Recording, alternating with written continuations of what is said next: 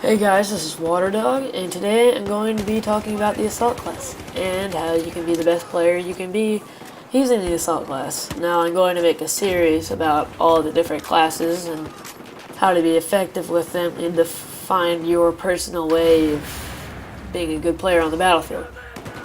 Now the Assault class is the biggest team player on the battlefield because he revives people and he heals people. That's the obvious thing about it. That's what everybody thinks about the Assault class.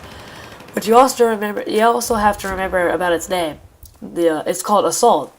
You're the most versatile player on the battlefield because you have one reason is you have an assault rifle, which is the most versatile gun on the battlefield. You need to take advantage of that. And you also have some limited anti-armor capabilities like quad bikes and dune buggies, and occasionally you can get lucky with an LAV if it's damaged and hit that with a grenade launcher. Now I'm going to go through some simple tactics that you can use to help you, and also you have to remember that you are the bond, the glue that holds the squad together, because you're always reviving them and healing them and everything. And there's certain loadout combinations that I want to talk about. I believe that using a grenade launcher and either the revive, the defibrillators, and the aura medic bag, you only really need one of them. And I'll get to that in a second why. But that way, the grenade launcher gives you a bit more of an offensive capability. And as you see right here, I'm reviving all my teammates like a good sport. And another thing is, you gotta stay alive. Just stay alive at all costs. Now, it's like, how do you stay alive and revive people in dangerous areas? Well, it's a little bit of a tricky thing to do, but if you watch videos of guys on YouTube, I'm sure you'll get it pretty easily what they're doing. You just have to pick the right moment, and you have to pick the right situations. Like, if there's too many guys out there, don't do it. If there isn't any, go for it.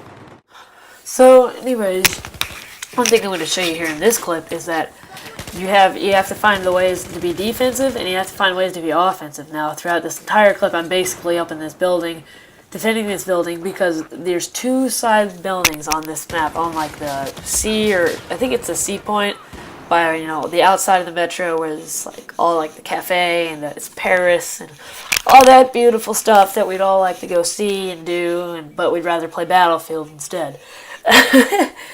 So here's a good example of how to be defensive. Now, your assault rifle, like I said earlier, has good is versatile. So it has good short range, and it also has good long range, which like I'm displaying here. Now, using the grenade launcher attachment right now in this situation is perfect because it can blow through walls on this map excellently. Now, we're spawn trapping them right now. We're actually trapping them at their base, which it really sucks if you're on the other end of it. But being on the giving end of a spawn trap can be some really fun. Some really fun. That was great grammar there, Waterdog. Yeah, can be really fun.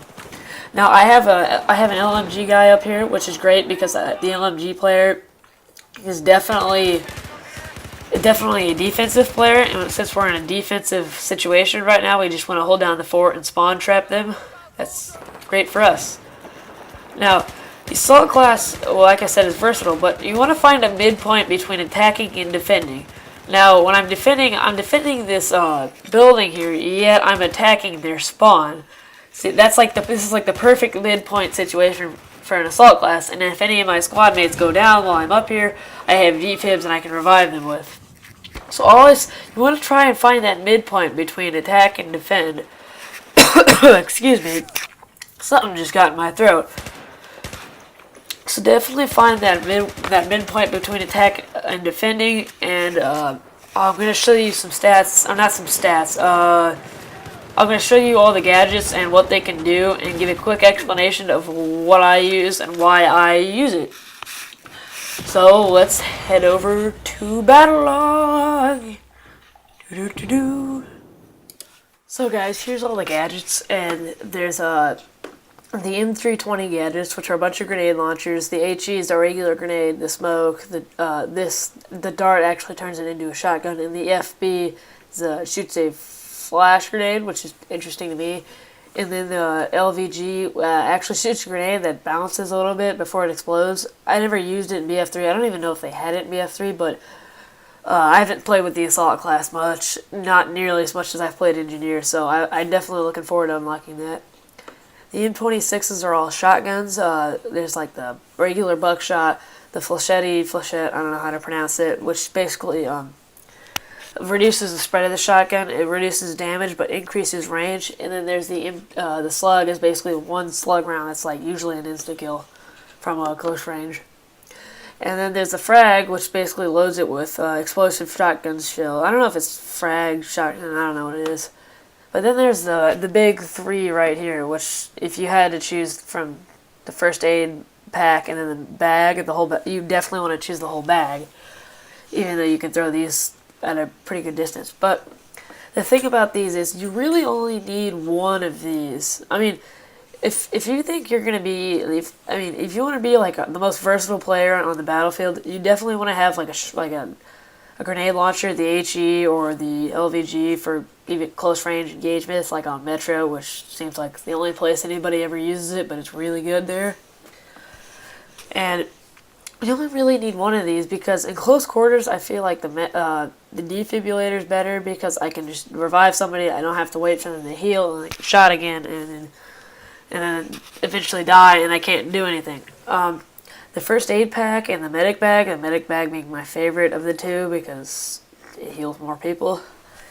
I would definitely say use that at longer ranges, like on Gold Mud Railway and that other map. I don't know what it is. It has the big satellite and it comes crashing down. I don't know what you call it, but like maps like that have long range engagements where you have time to heal up, I'd pick one of these because they have time to heal up. You're not in the middle of Metro or Operation Locker where you have zero time to heal.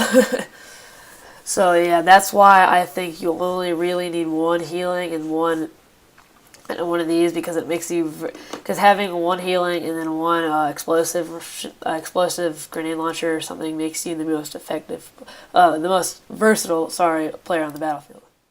So another thing I want to talk about when it comes to gameplay and how you use the Assault class is that you want to put yourself in a position to use your versatility. Now, when I'm in this elevator, I notice that this happens to me all the time, is that enemies camp along this stairway all the time. It happens all day long. And if you're trapped at sea and trying to get B, using these elevators is absolutely crucial. And I love, or on Metro it is, on this specific map, and I love that they put it in here. Now, sometimes you'll get your pesky teammates that don't know you're up there calling the elevator, but it isn't too bad. So you'll always want to find a flanking route with the Assault class, especially the Assault class, because it allows you to use your great ordnance the great ordnance and versatility that you can use. When you get behind somebody like this, when they have no idea you're there, it's a whole lot of fun. So always remember that. You have to find the midway point between attacking and defending. And, oh yeah, I thought that was a grenade right there. I was like freaking out. I was like, oh god, we're gonna die. Anyways, you want to find the midpoint between attacking and defending, and then put yourself in a position to use your versatility and use the weapons and use the ordnance that you have to be effective. And flanking like this is the best way to do it. So you want to learn the maps and learn how to flank and learn how to just basically get behind the enemy. So that's all I have for you guys. It's not much. It's just a simple beginner tip on how to be effective with the Assault class. I hope you guys enjoyed, and please subscribe for the rest of these videos, which will be coming out shortly.